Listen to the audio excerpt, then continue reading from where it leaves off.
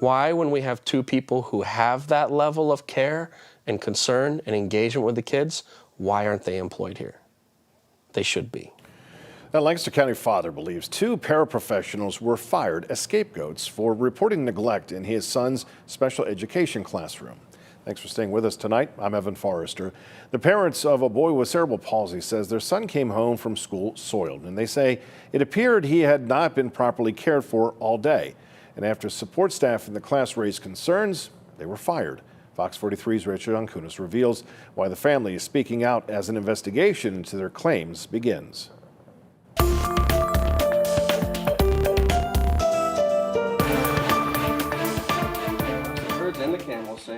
David and Danielle Bredeman have a full house with 4 kids. I want you to brush your teeth. The oldest is 11-year-old Miles.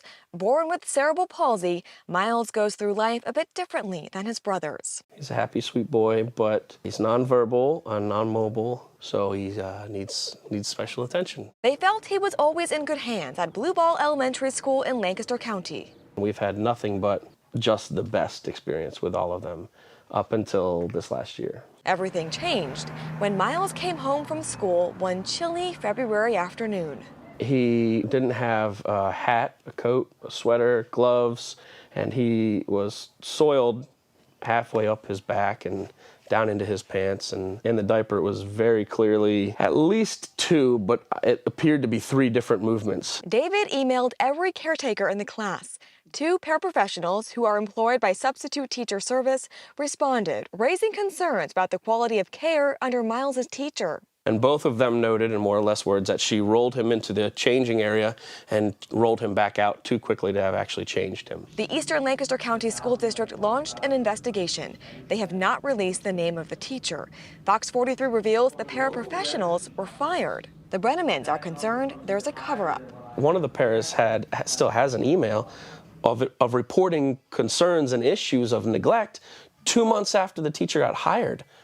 So over a year ago now. So how are you not seeing a very clear pattern of neglect? Superintendent Michael Snopkowski tells Fox 43 Reveals the district does not have any influence over STS's decision to fire the paras.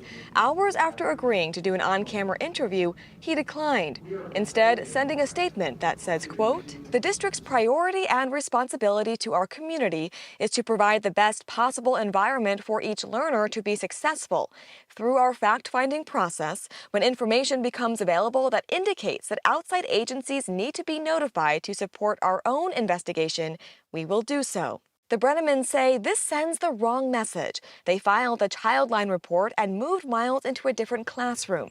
But they fear advocates for children, like the paras, are being punished for speaking up. The facts we know really give a bad impression. What it looks like is really discouraging for anybody that wants to stand up to report an issue. We did reach out to the Department of Education about these concerns. A spokesperson tells us they cannot comment on the status of any investigation or allegations until public discipline is imposed. If you suspect child abuse or neglect, make a report to Childline. You can find that information on fox43.com. Fox 43 reveals issues that affect you and your family to keep you informed. If you have a topic you want us to investigate, send me an email at fox43reveals@fox43.com.